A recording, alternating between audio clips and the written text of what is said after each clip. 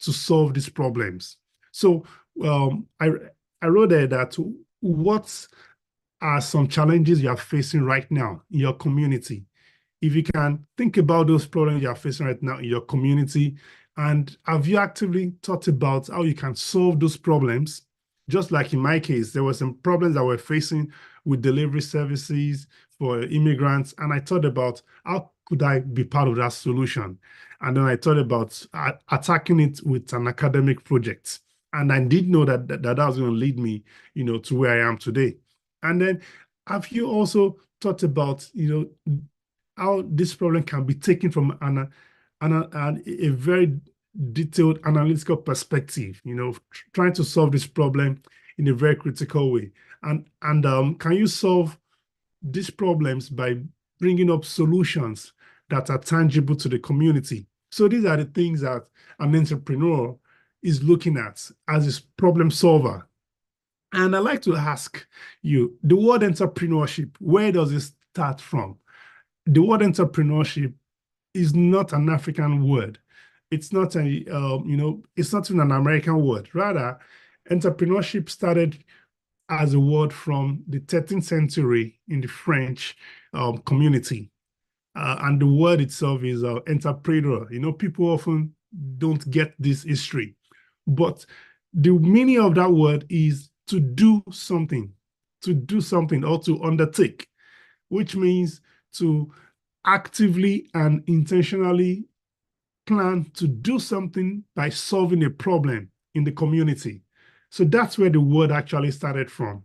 And they were used by merchants majorly, who wanted to just solve problems in their community. And then by the 16th century, history has it that the now word now came from that verb, and people started using it as a noun, where people now use the word as someone who undertakes a business venture. So we're now looking at it, and you can see right there, it's part of my lecture notes that I used, at the university level. So that word is very important. Now we should take note of that. So back to what I'm saying, what are we doing in our problem, in our various communities where we have problems? What did you do during the pandemic? Were you just sitting at home and waiting for the government to solve the solution, to solve the problems? And a very key reference to where we are right now, this program, she started it during the pandemic in 2020 as an entrepreneur, looking for how she can also raise and empower the women in Africa to solve problems. So this is a very great framework of what she did. And you can see how beneficial that has been to you and many others across the continent. So to put some other perspective of academic into it, the first academic use of the word came in the 1730 by Richard Cantillon, who used it as someone who is willing to take financial risk.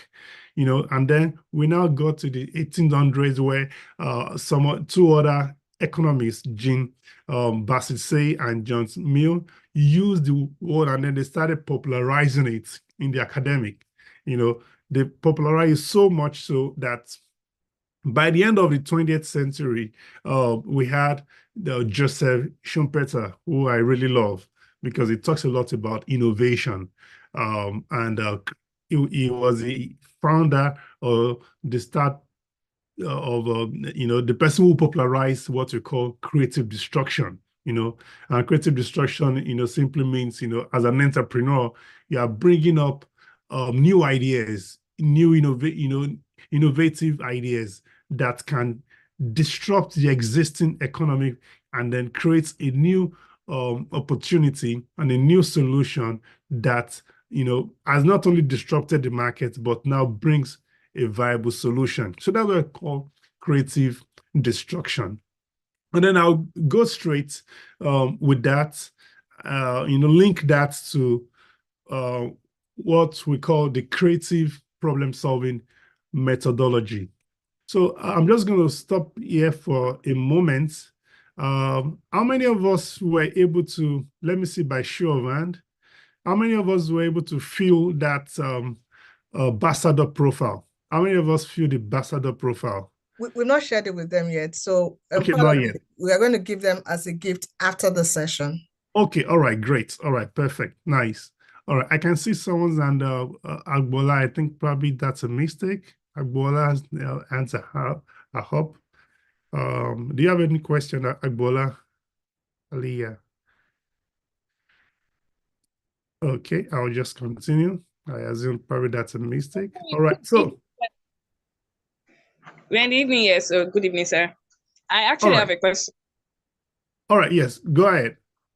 So, while talking about your story, you talked about quitting your job and taking the time to like think about what you want to do since you don't want the normal, like the regular norms, which I know it is normal. But so reality is like, how was that period of time like after quitting your job? Because you said something that it was after you quitted that you thought about what you wanted to do. Because I just feel like the advice is always contradictory. Some people will say you should know what you want to do before quitting your regular job. That's like the financial security when you want financial freedom.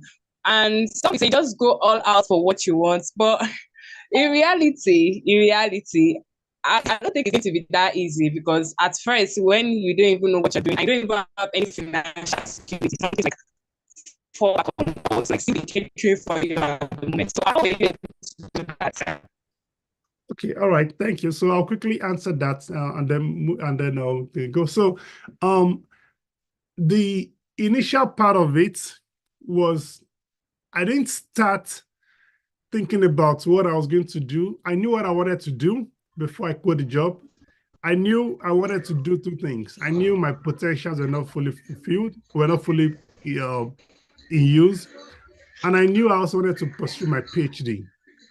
So before I quit the job, these are the two things that were in my mind.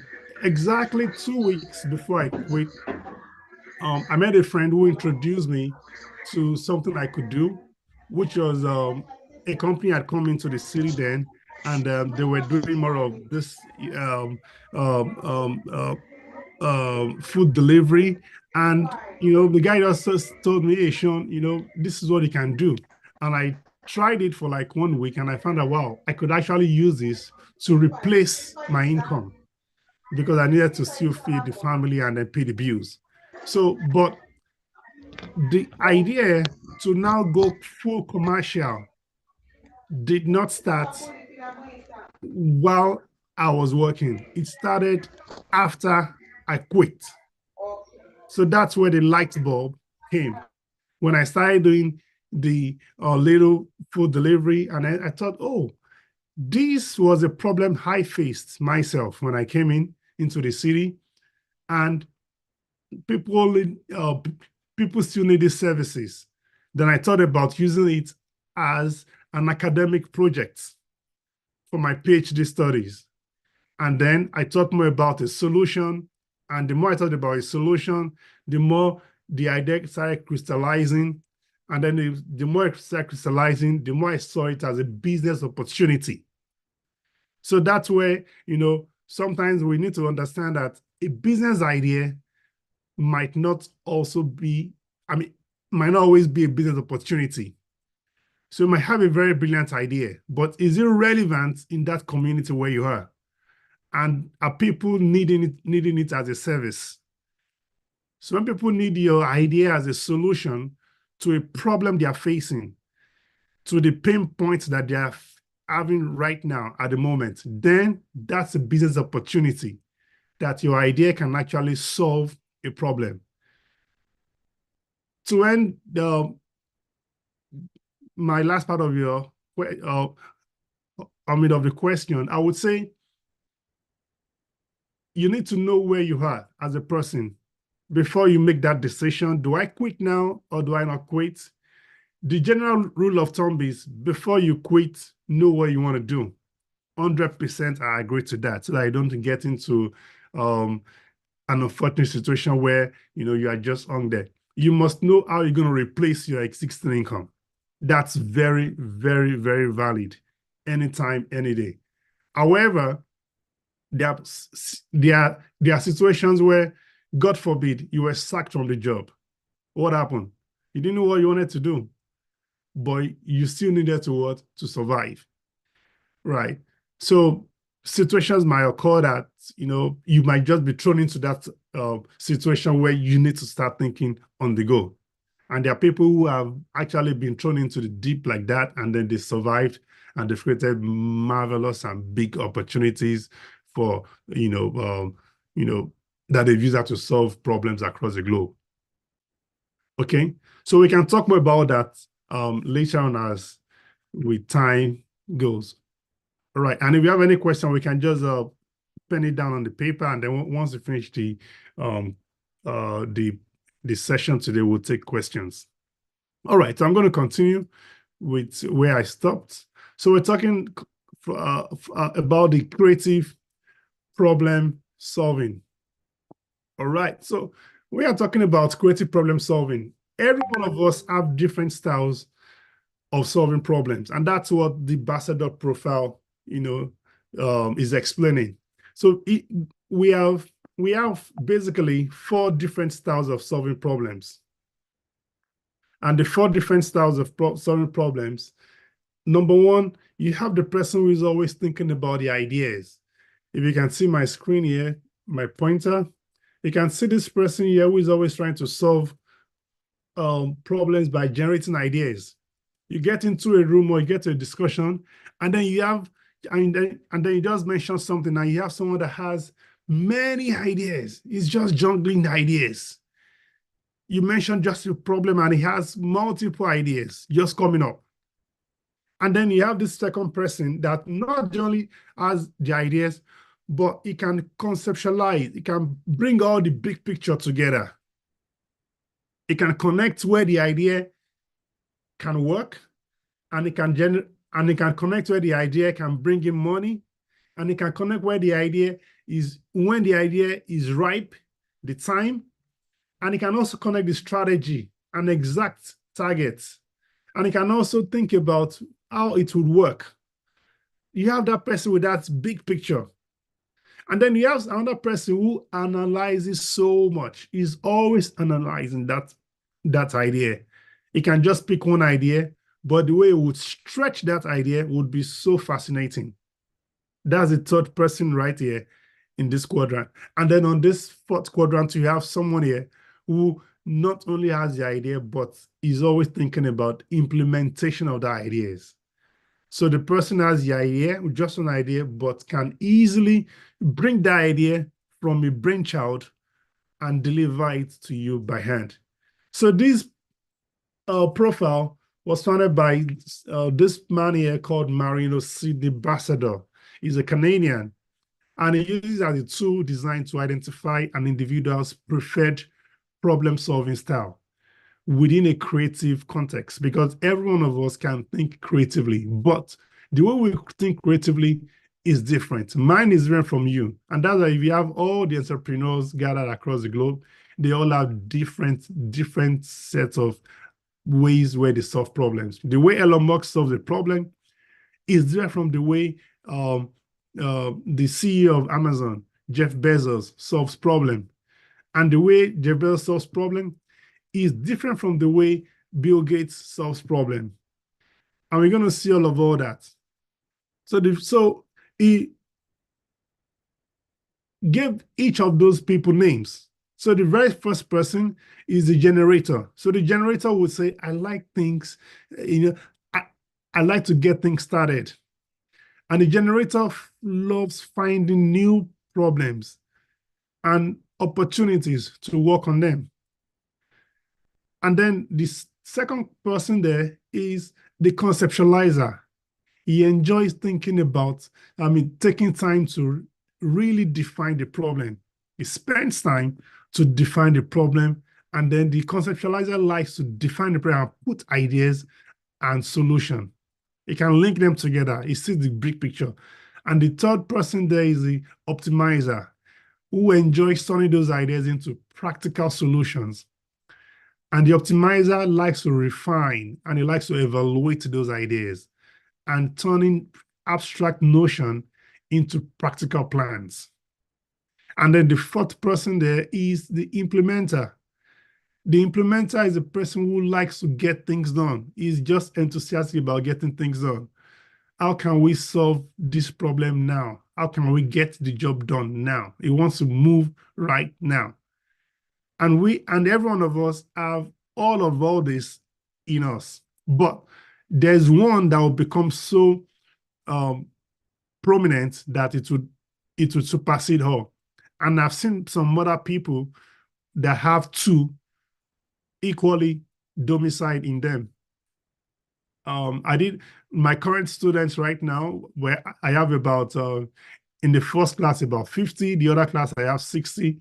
And I found out that there are a few people who are so uniquely gifted that they have the same percentage that are so dominant in their creative style. So let's go to the next slide and look at the characteristics. So the characteristics of the generator is he enjoys brainstorming and generating new ideas. And his strengths are innovative thinking and free-flowing ideas. But the challenges are difficulty narrowing down those options. And then we have the conceptualizer. The conceptualizer excels in analyzing and conceptualizing ideas. This person can easily see the big picture. And this person, however, has a challenge to overlook practical details. The optimizer enjoys refining the problems and perfecting ideas, enjoys attention to details, and has a very systematic approach. But however, he has a tendency, or she has a tendency to over analyze. And then we have the implementer. The implementer is someone who thrives on executing and implementing these ideas. And he has a very practical approach and is result-oriented. You can think about this of the people who are in the sales department who just smash the sales targets. They just pick up the idea. They just go. They are goal-driven individuals, very goal-driven individuals. But the challenges is she is resistant to unproven concepts. So if you think about some entrepreneurs, for example, Elon Musk is a big picture person. Elon Musk is a conceptualizer. I mean, think about someone who is already imagining how man can colonize the Mars. And he has that picture in his mind. You know, look at all the fantastic big projects that he's thinking about. But the part of the conceptualizer is there can be some delays in delivering because he or she may overlook practical details and they would analyze and spend time in that. I can think of Bill Gates as an optimizer. Bill Gates enjoys refining ideas and perfecting them, and he puts them into fine details. And he also has a very, very systematic approach. And that's how he was able to use that inner talent in him to create that big company with Steve Ballmer called Microsoft. And I'm sure many of us are using Microsoft on our laptops and our computers.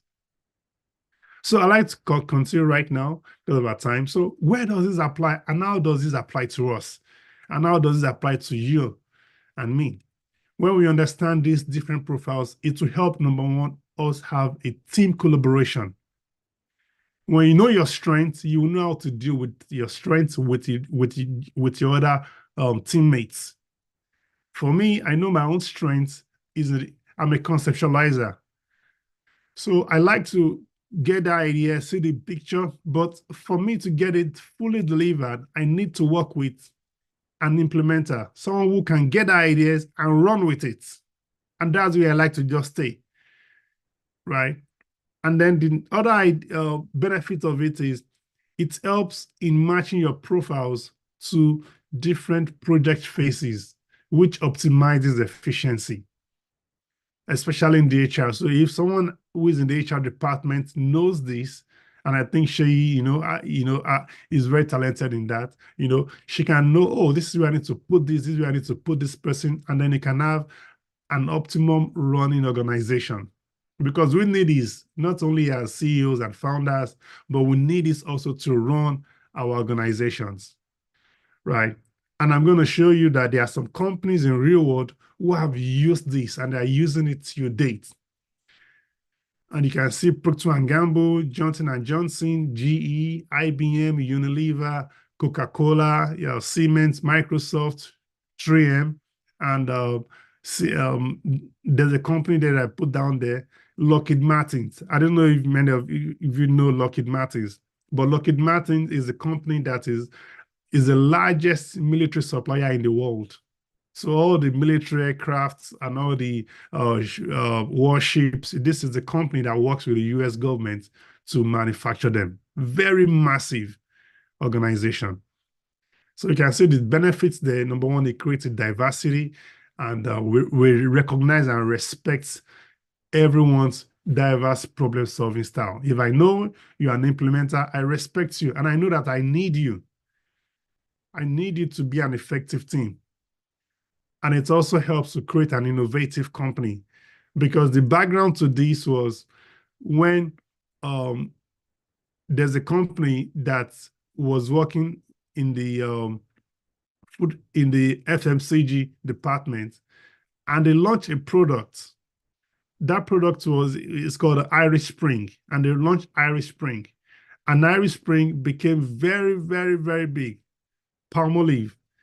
And that threatened the place of Procter & Gamble. And then Procter & Gamble had to now consult this Marino Bassador, and then he now used this to really bring out the innovativeness in the entire team. Eventually, they bought over the company that created the Irish Spring, and then it turned around the organization to be very innovative. Until today, they still use this Bassador profile as an integral part of their team building. And it creates a very effective team. So it can create a very well-rounded team for comprehensive problem solving. And for me, as an organization, as an entrepreneur, I use it myself. And so that's my team. That was far back in 2021, just after the pandemic. Our team is very diverse. We have people who have worked for us from 13 different countries of the world.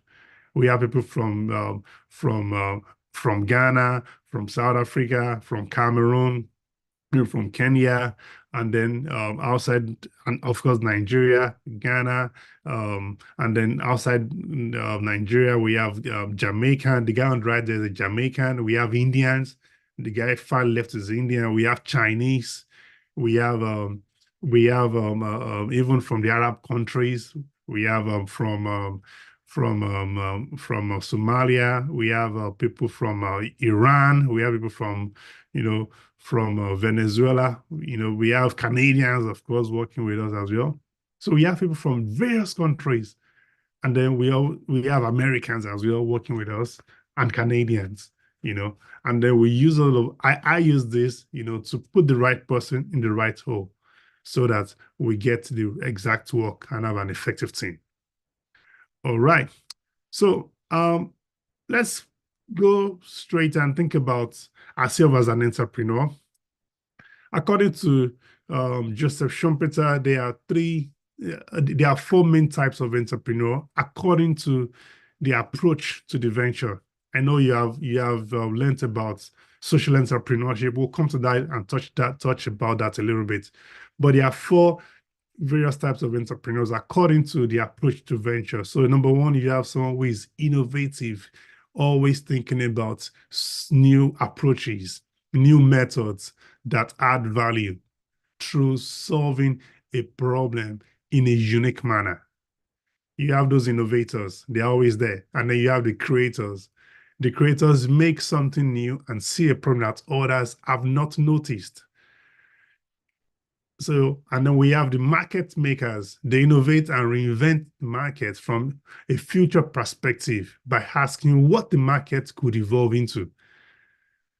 And then we have the expanders. The expanders seek opportunity to expand previously created methods and processes and products.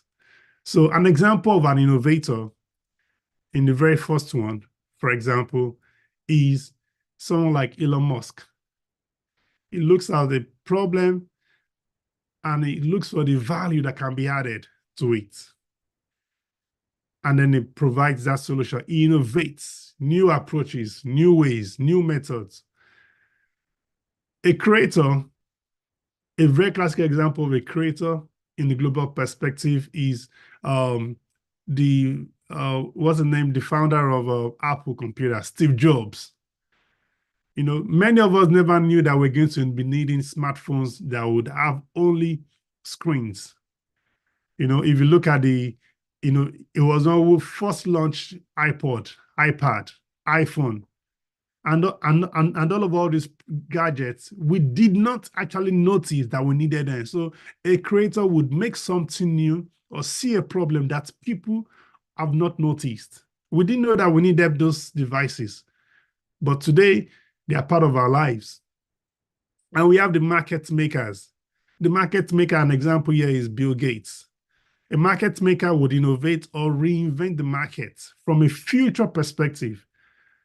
You know, Bill Gates often said that then back in the days, he said he envisions a day where on every desk there'll be a computer that is run by a Microsoft operating system. And that's pretty much the case right now. Hardly will you get into an office that you'll not see a computer run by a Microsoft device or a software. And then the market expanders or scalers, we can think about someone like Jeff Bezos. They keep on expanding. Amazon started as a bookseller, online bookseller. You know, he didn't create the method, but he just started selling books online. That's what he started doing. And then from selling books, Amazon started selling gadgets. From selling gadgets, started selling clothes. From selling clothes, started selling equipment. From selling equipment, now Amazon sells everything. Amazon sells groceries.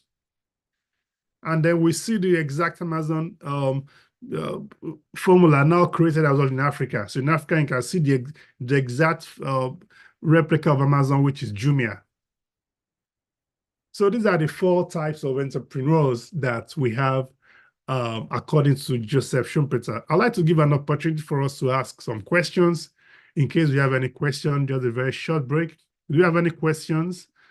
Any questions? I'm going to just stop my screen for a moment.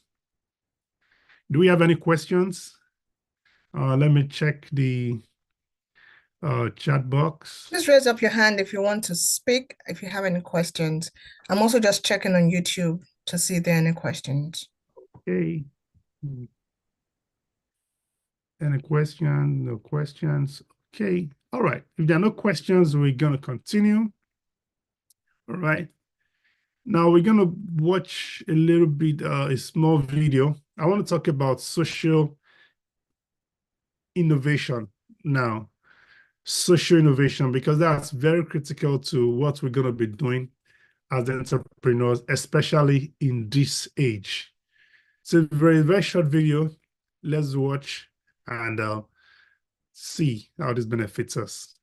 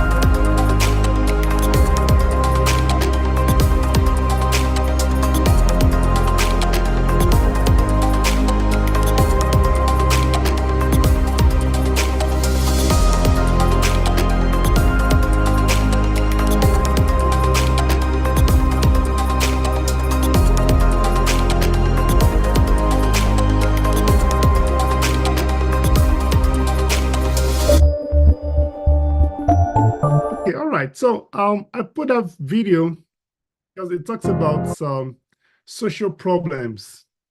And I like to say that social problems are global problems. I'm sure many of us, and if possible, if you can put in your idea that you're thinking of, if you have one already, you can just put them down there. I'm like in the chat box. You see that these social problems are global. They are the same thing everywhere in the world.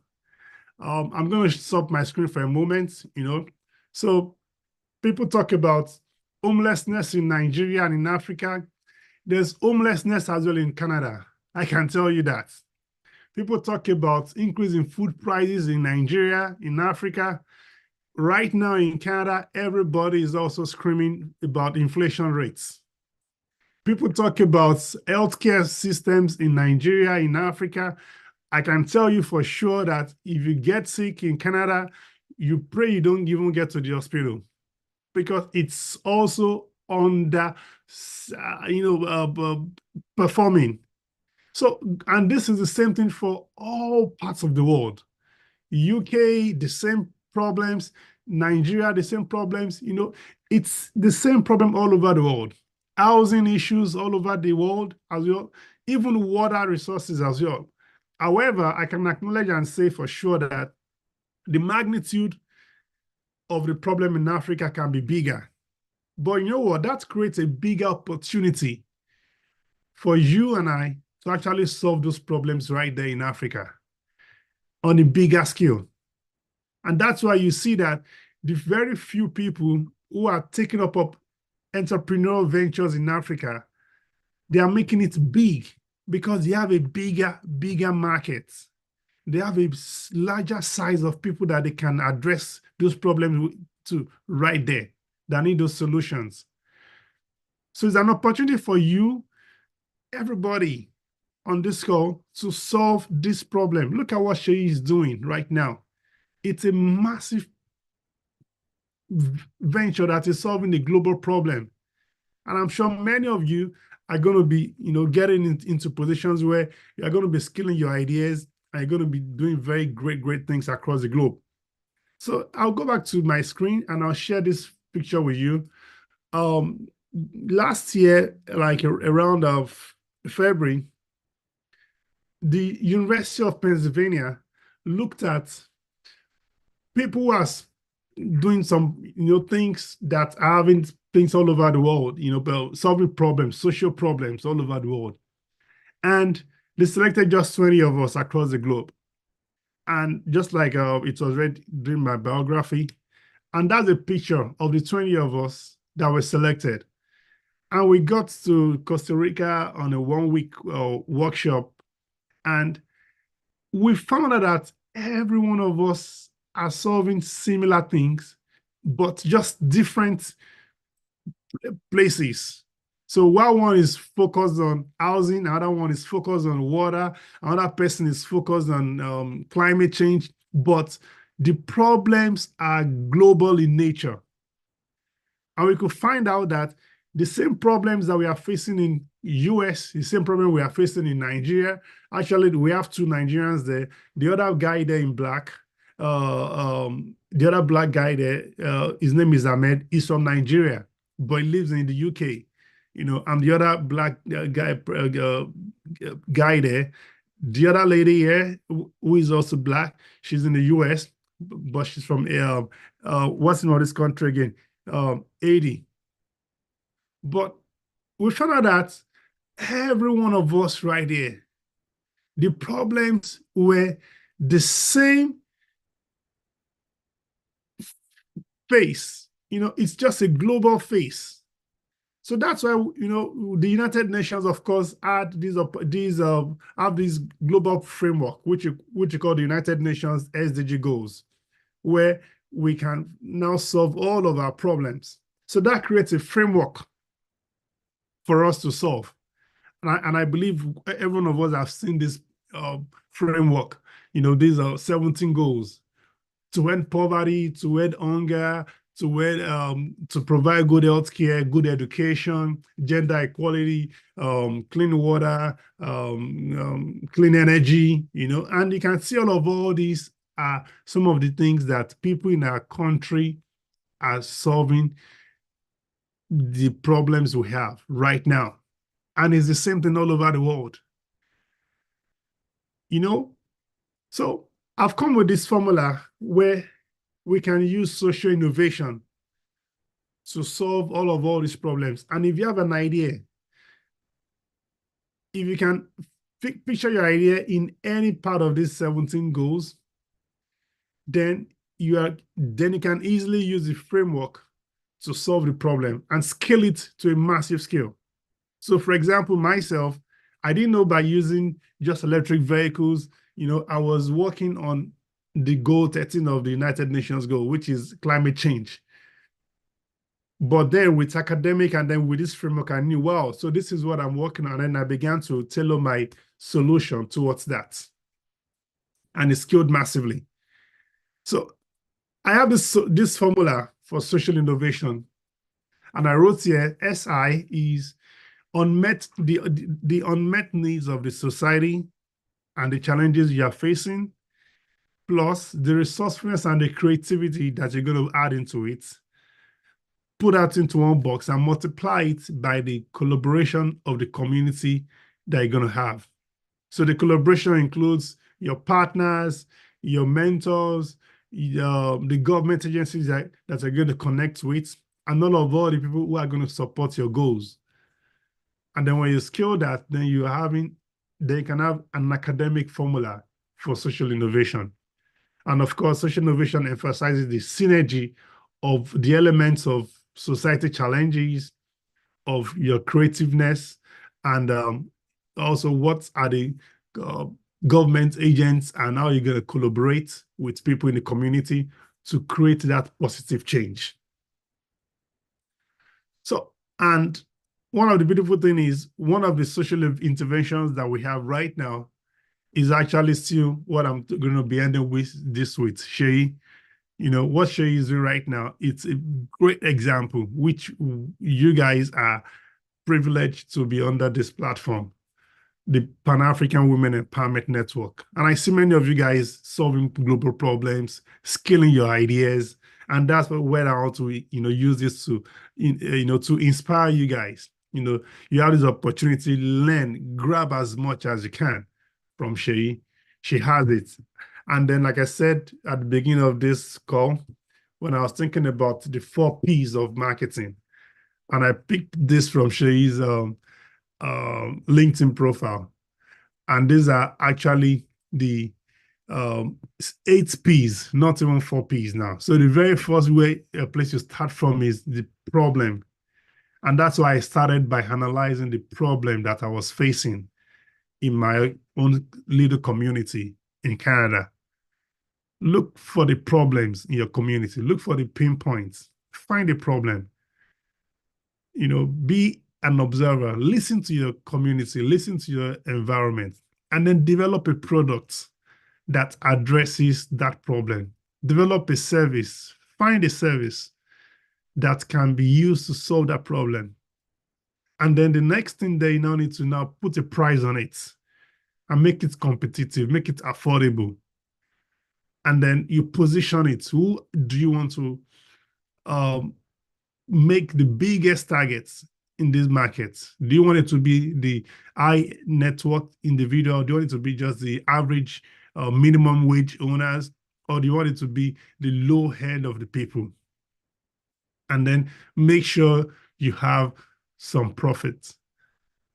And as Shay said here, sufficient profit. Because with your profit, you can plow back in and then you can make more money. And then you can use that to scale your business. And then I always teach this: patience. Entrepreneurship is not is not a get-rich scheme. Entrepreneurship will not make you get rich fast. No. Entrepreneurship is not MMM. I'm sure some people from Nigeria will know what is MMM. It's not a Ponzi scheme that you put in $1 today, you get $5 tomorrow without doing nothing. Entrepreneurship takes lots of persistence. That's the 7th P. Persistence, hard work. You build and you sell with persistence. You try again. Sometimes you make a mistake, you stand up again, and then make sure the last P, you have a passion for what you're doing. Because passion is what keeps you going on. Passion is what gets you up when nobody is even cheering you to come up. Passion gets you to wake up early in the morning when nobody is waking you up in the midnight. So I'd like to thank you once again by giving your time, for your patience, and for listening to this session. And I hope this has in some ways impacted and inspired you to be an entrepreneur, solving problems in your local communities, but also thinking from a very global perspective. And you can connect with me. If you have your phone or your device, you can take the snapshot of this QR code, and feel free to connect with me on LinkedIn. And if you want to send an email or get access to me, Sheyi is right there with you to connect with. You can always reach me through Sheyi on the email of by mobile device. But on LinkedIn, you could just scan that, follow, connect, whichever one looks very comfortable for you. Once again, thank you very much. Now let's listen to the questions, and let's see what we can do from there. I have a game. Wow. I have time, but Sorry? let's go ahead. Okay. Wow, thank you, Sho. Thank you, Sho. I mean, very nostalgic, bringing up that posts that I had put up on LinkedIn. I think I should revisit it and also share. That's my magic formula, really. And anyone who goes through that process can never get it wrong. Can really never get I mean, it wrong. like when I talked about the 4 Ps, I thought, wow, this actually has all the 4 Ps in it. You Yeah. have the product, you have the price, you have the positioning, and then you have the promotion there, building and selling. So I was like, wow, this is, and then, but now with the entrepreneur framework, it has additional components. The problem, and then ending it with persistence, entrepreneurship spirit, and then also passion, which is not included in the 4 Ps. So thank you so much. And interestingly, the reason why I actually put that up that day was because someone was arguing with me that to start a business, you start with passion. And I'm like, no, passion, it comes last, right? There's so many people who have started businesses based on passion, and we know where they are. As an entrepreneur, your number one duty is to solve a problem. If you're not solving the problem, then, I mean, even from the definition of the word entrepreneur, it's all about solving problems. And, for me, that's where it always starts from. So thank you so much for sharing that. So let's take the questions.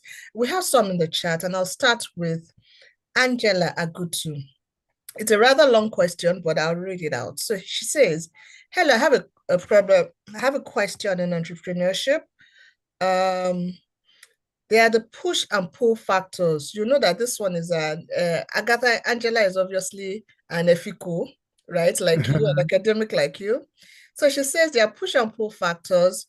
For those who have been pushed into entrepreneurship, mostly graduates who have been jobless or people who've lost their jobs unexpectedly. How can these people be helped when they are looking for business ventures that would last? Because at that moment, the ideology of trying to find a problem to solve and conduct a market analysis is not in them. They are rather looking for any means to feed themselves. Yeah. So the push factor, people who have been forced into entrepreneurship.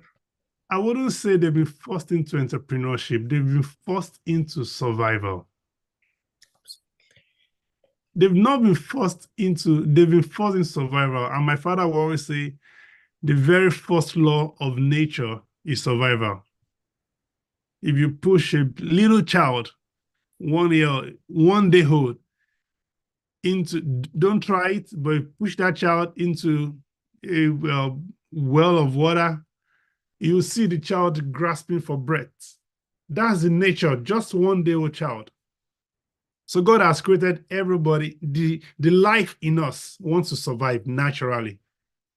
So that person has been pushed into survival, not into entrepreneurship. However, everyone has got an entrepreneurship spirit. Then if you have an entrepreneurship spirit and then that kickstarts it, that just ignites it. And then you start thinking of, how can I solve my problem, first of all? So the first problem that person needs to solve is getting a source of income to feed. That's the very first thing. However, there are chances that the person might also now get into solving community problems. But remember, the problem you want to solve, first of all, is not community problem. You want to solve your own problem, first of all. So that's no entrepreneurship in that sense. You want to solve your own personal economical problem, right? Like I told you, like in my own story, I needed to find a way to replace my income. So that's when I started doing the food delivery thing. Back in Dubai, I never did food delivery. I'd never done anything in my life, like on that.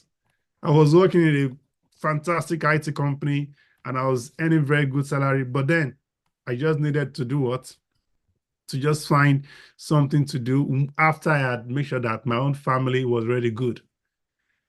So the pull factor now comes in when you now start to think about how you can really solve a problem in your community. And not only solve that problem, right? The other thing there is how many people are needing your solution. So that's where you can now begin to get all the frameworks and all the entrepreneurial concepts. Okay, I don't know if she has some thanks. contribution to that. Now let me add to that. I definitely have something to add. And I like to, like you, I like to share stories, right? When I wanted to learn how to swim, right? I had a coach who was teaching me how to swim.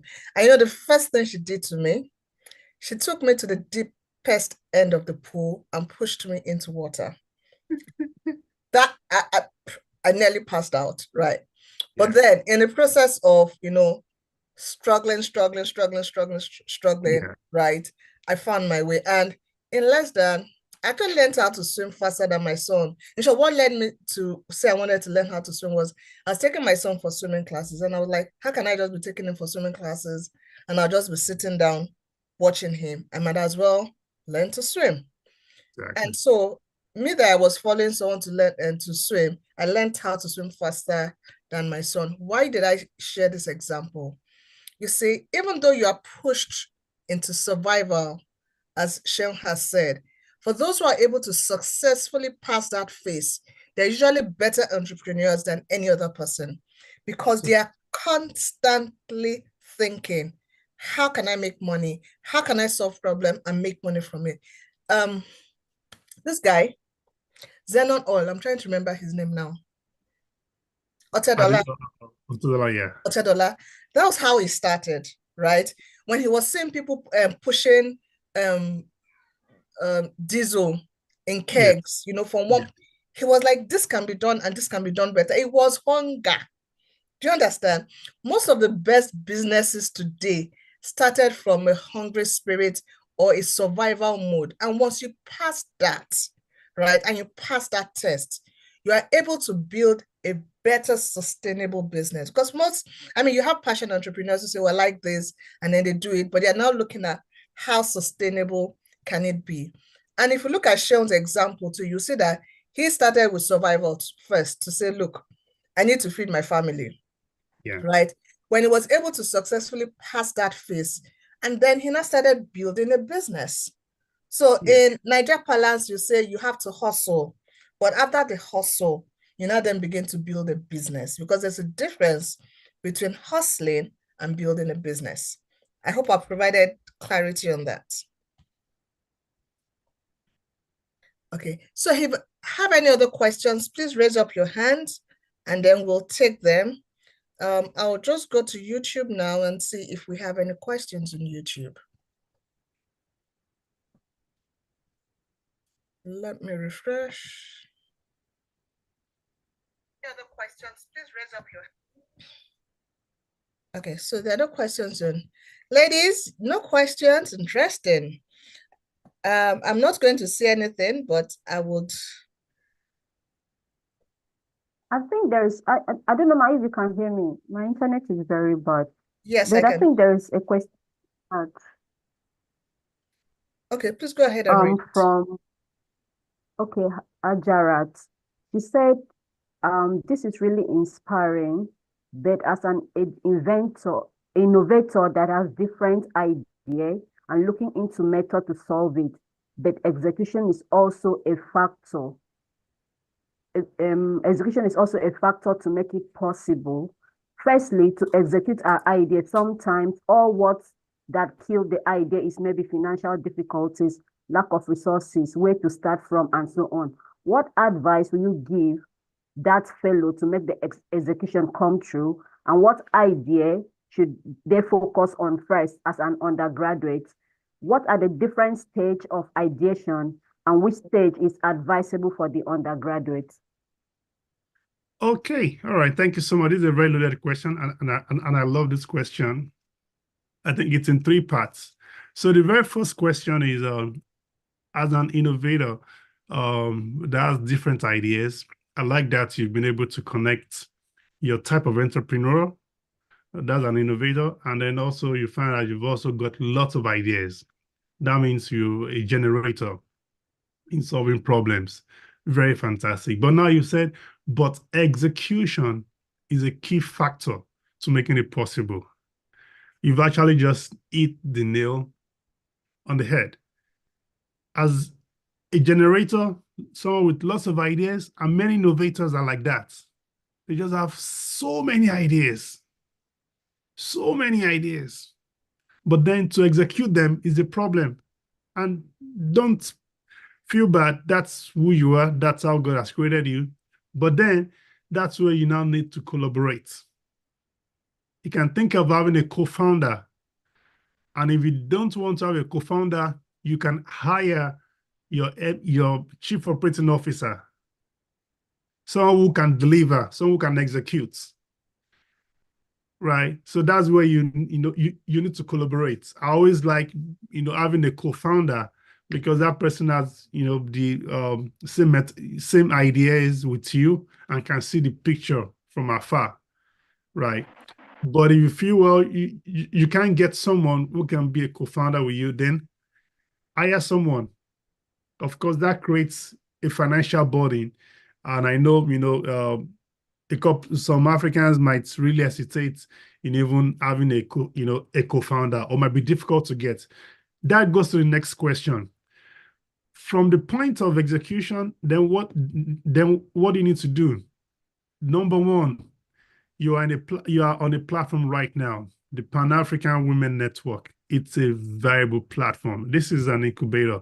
You guys are being fed with information that I wished I had when I was in my year one and year two. I wish I was part of an incubator like this. Right. Probably I would have built like 10 tech companies.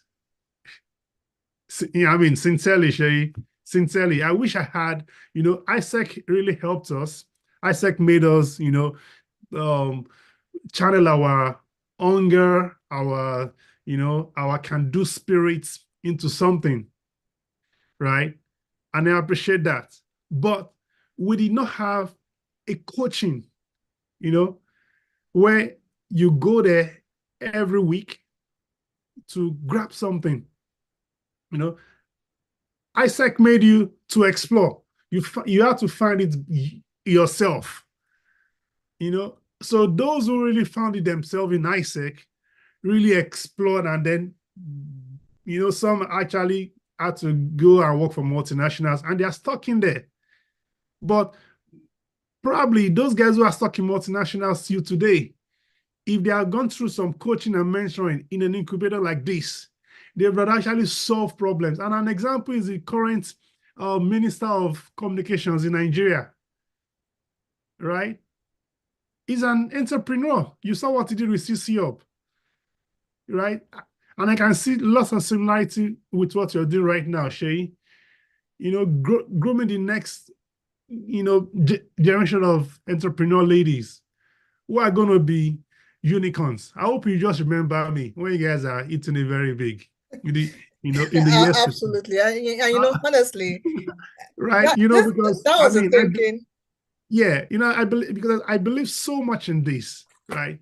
Because you guys have a platform that we didn't have, right? If Shay had also gone through something like this at a very early, probably Shay would probably be doing this on a global scale massively, which is going to get there, right? Because delay is not denial of your vision. So the very first thing I would say for that is what, as an undergrad, which you guys are, stay where you are, learn, grab as much as you can, you know, get connected, right? Through this platform now, you're able to meet me. I'm in Canada. I might never, the chances of meeting you is like 0.1. And I'll probably meet you probably just probably at the airport or probably on the market in Nigeria, not with this academic structure, you know, crystalling all of my 5 year, 6 year story into 1 hour. You know, it will be possible, but I had to prepare hours, days, think about, you know, to come deliver. The same thing with other facilitators who will be coming to deliver to you guys. So maximize the opportunity. And then the next, the third question, which says, what are the different stages of ideation, you know, and which stage is advisable for undergrad? Ideation, that's just it right now. You have an idea, just try it out. The best advantage you guys have right now is you're still young, right? And if there's anyone who is, you know, married, they're just, I don't know if there's anyone married here. If there's any of your students married, Shay? I don't know, honestly. Right, you know, so maybe that can be a factor, because once you have another person that, you know, you're responsible to, and you have children, that can now create other layers of, you know, responsibility, you know. But I mean, I'm sure if I asked Shay, if Shay had started this as a fresh graduate of University of Lagos, it would have scaled massively. You know, it wouldn't be right here. But, you know, family right now as you know, like it or not, has created, you know, some other responsibilities, you know, for her that she can't, you know, that she has to cater for. So your ideation stage, test your ideas, get coaches, get mentors, you know, and you can have that, all that connections on this platform. And I see you guys being, you know, top 100, top 25, you know, across the globe, you know, by God's grace. Yeah. Amen. Thank you, Sean. Also to add, you know, something to that, because she had also talked about when you don't have capital. First and foremost, I always say financial capital is not the only form of capital, right? If you are waiting for financial capital, you'll wait for a long time, right? There's social capital, right? And social capital is so massive, so massive. One day I'll talk about it. Payment was built on social capital. If we were waiting for money, we never will build Payment. I mean, the only reason why we can get someone like Sean to come and facilitate the session is based on social capital. It's just the fact that I know him, right? And we have a relationship that extends to over 2 decades. That's why I can call on him and say, look, Sean, can you please come and take the session for us? Social capital is massive. And just to give an example of a business that has been built, at some point in my life, I used to sell jewelry. And a lot of people will say jewelry was a capital-intensive business. But for me, it wasn't. My neighbor was a distributor of jewelry in West Africa.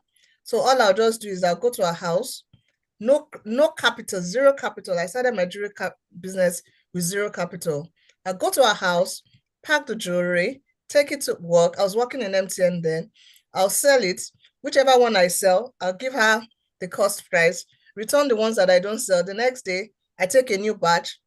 I was making so much money from jewelry I didn't know when payday was, right? Because the money I was making from jewelry was way more than my salary. But guess what? Remember, I did not drop a dime in capital.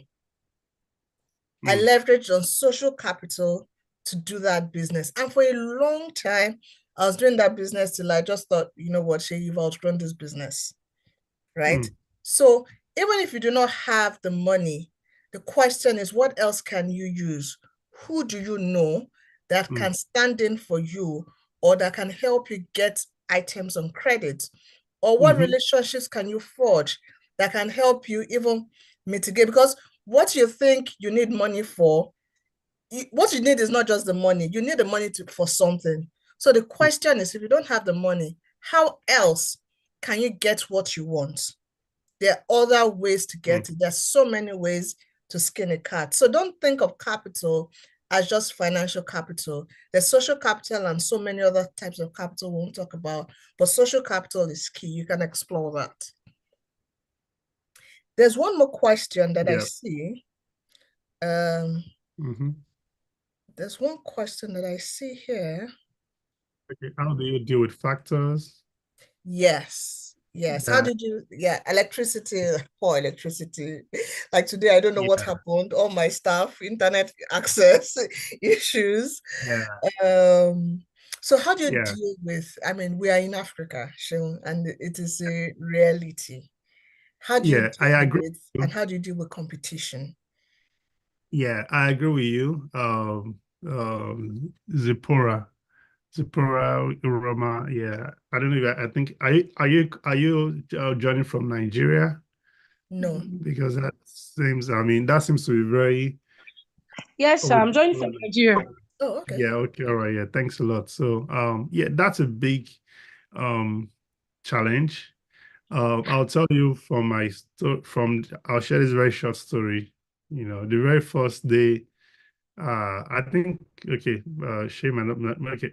My very first day, I walked outside of Africa, outside of Nigeria, outside of Africa. Now, let me use that word specific. Was my internship. I got through ISEC, and that was in Dubai. I saw my productivity shift massively. So I definitely appreciate that. That's a challenge.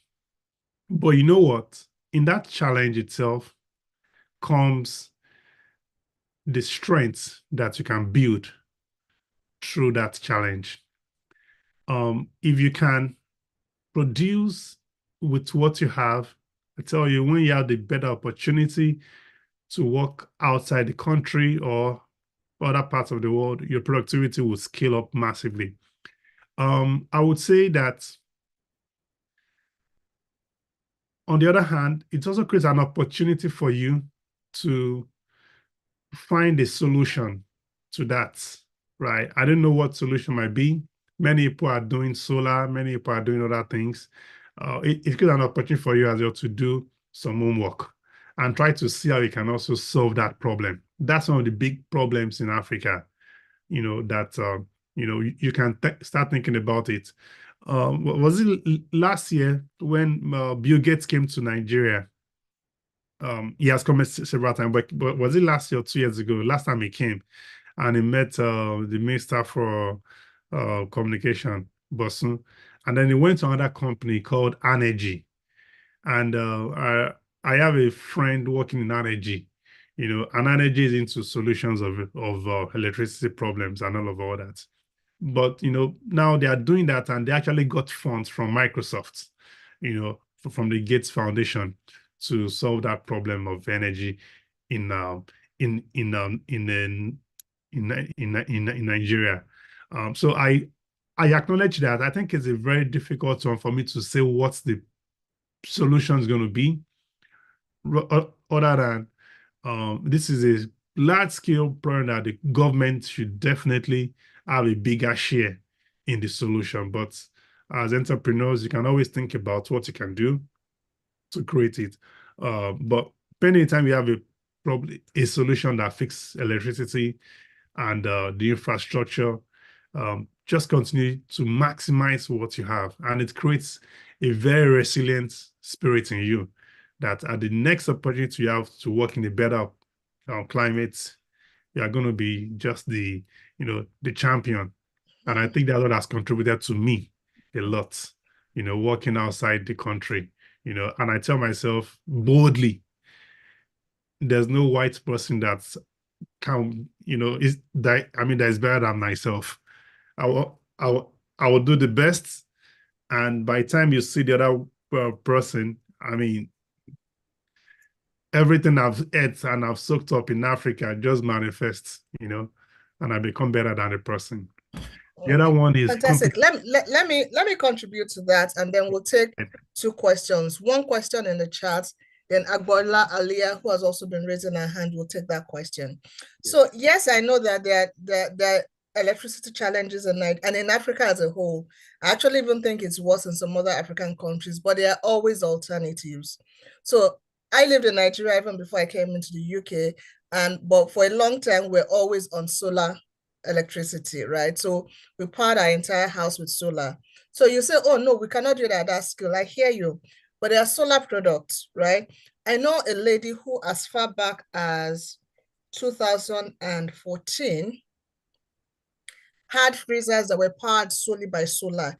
She had a frozen foods business. She used to sell this frozen poultry food. She had 7 massive freezers that were powered by solar power, right? This was as at 2014. She was working in MTN. No, sorry, 2004. I knew I was mixing the dates, right? 2004, wow. Right? Massive freezers, right? And now it has even become really cheaper, right, to have power solutions. There's a company called Sun King, showing this guy Vuga, I can't remember his name. Yeah, he works on Sun King, and Sun King produces solar solutions, from your solar lamp to small bits of products that you can use. So whatever business that you have, there's a solar solution that has been provided. And like Sean said, you can actually even ask yourself, how can I begin to provide solution for this problem?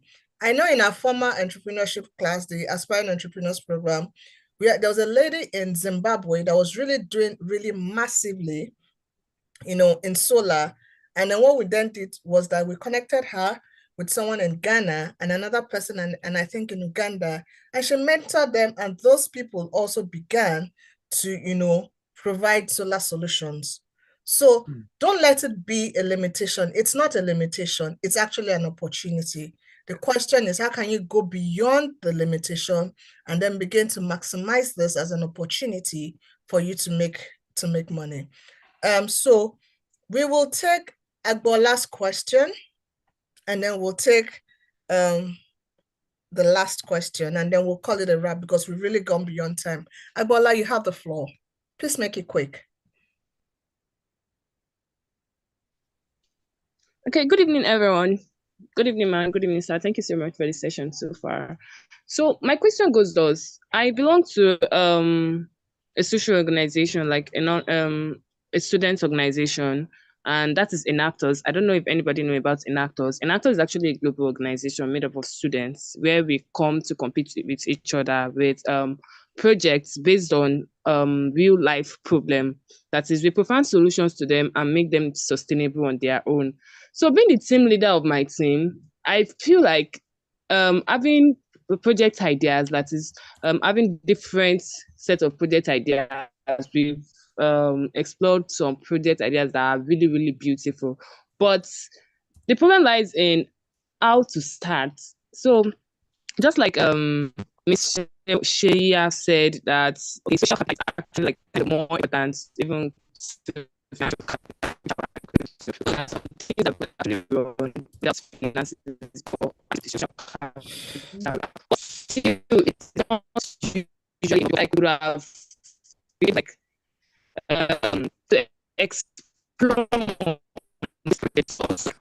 to be able to like scale it up more, because there are a lot of amazing project ideas, but due to the fact that there are no financial support, and even it depends on the kind of school, because Enactus is mostly available in many schools in Nigeria, even in the world. So I don't know how to now portray how to shaping my question. It goes that how should we be able to like carry out those ideas? Like what should be the very first step? I think that should be the question. The very first step. Now we know that we can just start small, or we can collaborate, or just try to like find a way to like maybe start the project. But what should be the first step? So for a project like, okay, we have provided a kind of solution to the escalated egg prices. That is, we linked it to the fact that chicken feeds are very, very expensive, and we have been able to make our research that cassava peels can be used to replace corn in chicken feeds. Yeah, but as beautiful as this project is, okay, when it's not now come to our founders market fit, that is the people that are on the team, most of us are not into like agriculture per se or food production. So how should we go about really executing this project to a good extent and to be able to scale it up as soon as possible? Yeah. Shay, you want to go first? Okay, all right. So you don't have to be a farmer to solve that problem. There are people who are farming already. There are people who already have the products. Do you understand? Just see how you can collaborate. How can you get it from somewhere where it is cheaper, get it from the farmers. There are people called aggregators, right? The business in agriculture is not even in farming, right? The wholesalers are the ones making a hell of a money, right? Where you get the food produce from the farmers and you sell it to the direct businesses that need it or use it.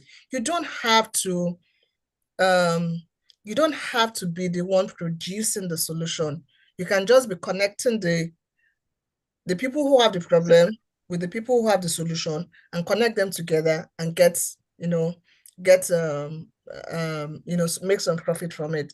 The bottom line is that the first thing you need to do is to identify what is the problem here and how can I solve it and how can I make money from solving it. Okay, so the main question is that it's not like we are the farmer, we have the farmers, but like when it comes to the food feed formulation itself, there was a particular small company that we were partnering with initially to like help us with the grinding of the materials and mixing.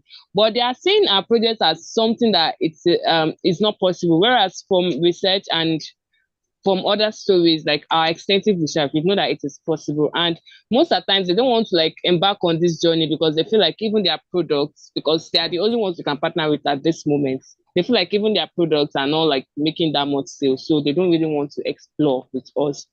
We being a student, we want to explore, but they as a business entity already, they don't want to like take the risk. Yeah. Okay. All right. Let me come in there. Thanks a lot, Agbola. I wish I was able to see your face, because that was very intelligent and also entrepreneur question. I mean, all the questions are, but I can see, your passion in this, and like I said that, joining Enactus. What I would say is that number one is find a niche for yourself. It's a chain, right? Every industry has got an ecosystem, and there's a chain. You need to just find the one that works best for you, position yourself there, and then maximize the opportunity according to your potentials, according to the talents that you have in your team. Like you said, you are the team leader. Is your team diverse? Is your team having, I'm sure you guys already spotted out that problem that you guys want to solve. Now, you mentioned about the problem of finance. That's one of the issues I'm working on as well, is to see how programs like this, can be, giving like some grants, or, just grants like $1,000, for you, but not handed for free. It will be contested for, which would be the next point I'll say. To get money finance for your projects, you guys should look out for pitch competitions. And there are several of them that are out there that you can connect with.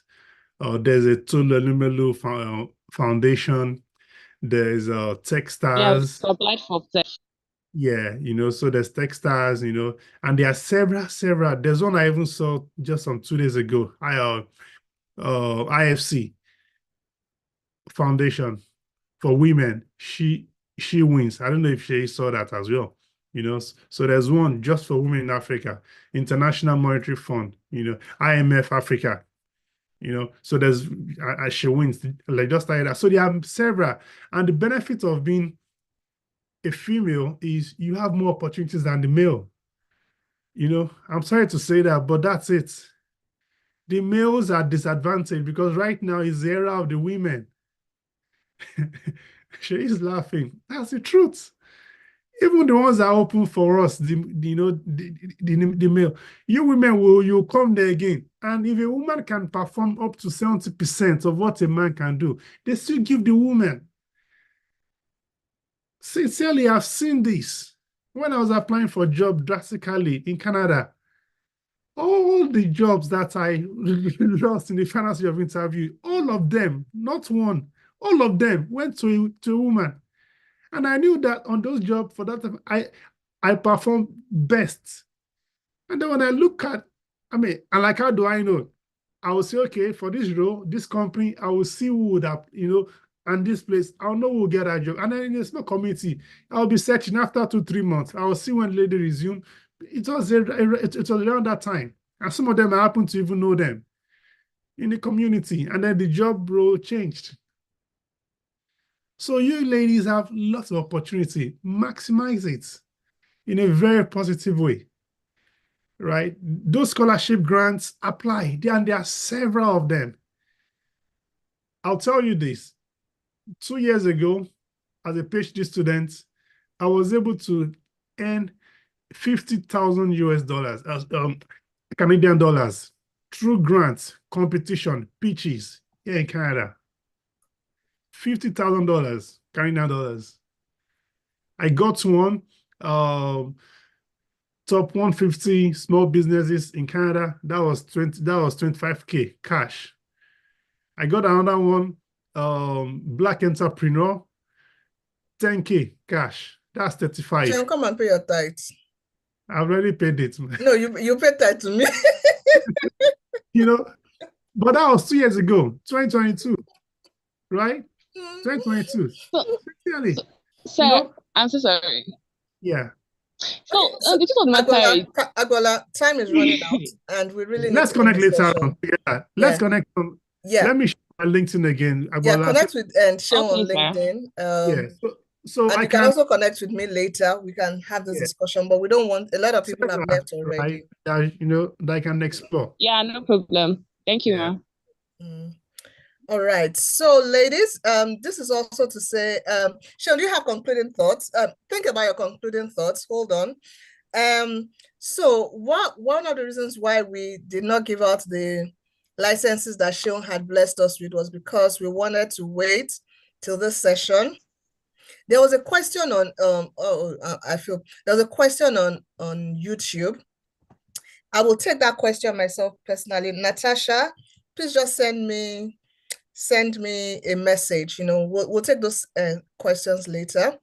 But we are going to give out the licenses to all those who asked questions, right? So if you ask the question today, you definitely will be getting a gift from Sean, and it's an awesome gift. I did the assessment myself, and it was like magic. As in, you can imagine an assessment just telling you who you are. And even also unveiling some parts that I really did not know. Sean, can you guess which profile I was? Let's see if you can guess. The Sheyi I know is an implementer. Oh no, sorry, you missed it. Okay, well, that's the Sheyi you knew then. True. Then, yeah, no, I mean, then well, yeah. it was like with the whole ISEC, let's do it. It was, that was it for me. But now since you said and thank God you also agreed, I would say you'd stand in between a conceptualizer or optimizer. Wow, Jesus. We need to connect. The only one you did not say is what it is. I'm a generator. Really? Really? Okay. Okay, All right. so Inform, please help me and gather the list, everyone who's asked a question on YouTube. I mean, I see some questions on YouTube. Please help me just note all those who asked the question, and then we will be giving them the licenses, right? So Yeah. thank you, ladies. Just concluding thoughts from you, Sheol. Yeah. So once again, I want to just ask, is anyone from South Africa here? Oh, yes, we do have a lot of people. Anyone from South Africa, please put on your mic. Sheol wants to speak with you. You never can tell. You may win something. So speak up. So Let me go to YouTube and check. South Africa, Cape Town specifically. I'll be in Cape Town next month in about 2-3 weeks from now. Yeah, so it'll be good if we can connect. I mean, that'll be good. My closing thoughts would be the one word that will, when we talk about everything we have come to do here, one word: entrepreneurship. And what does entrepreneurship say? From the foundation of the word itself, do something. So let's do something about the problems we are having in our community. Let's think about also knowing ourselves. It's not just good enough to define those problems. When we know ourselves, and that's the purpose of the ambassador profile, link that Shay is going to pass across to us. It's to help you discover yourself better, and then you're able to know your style of solving problems, and then you can actually now, maximize your potentials. So from the point of vision, if you've got an entrepreneurial vision, know yourself, know your talents, know your skills, know where you are, know your strengths, know everything you've got. And then if you know everything you've got, then you can now maximize your potential. I'll end with this. Where you are also determines how prosperous you're going to be.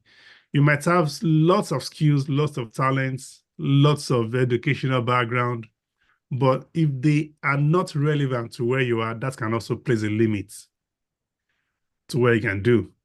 For example, if I was in Nigeria, I'd never going to start this delivery business that has now really gone, who could ever, think about that?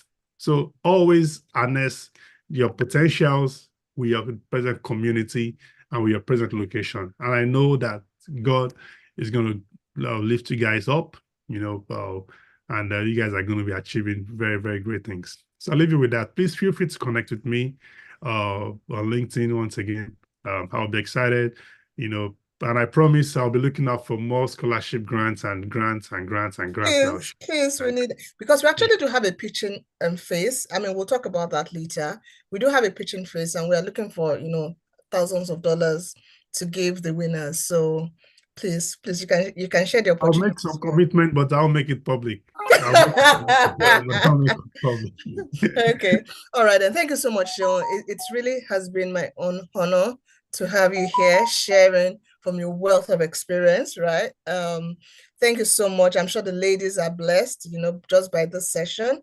Ladies, please let's show him some love. They're already showing you love already. Thank you, sir. Thank you, sir. Well, okay, we have Umfam said there's someone from South Africa on YouTube. Yes. Yes. So South Africa, so Ghana, Uganda, Zimbabwe, right, Gambia. Thank you so much, everyone, for joining. Okay. Thank you, Sheol, and do enjoy the rest of your day. All right, you too. Yeah, bye, everybody. Bye. Yeah.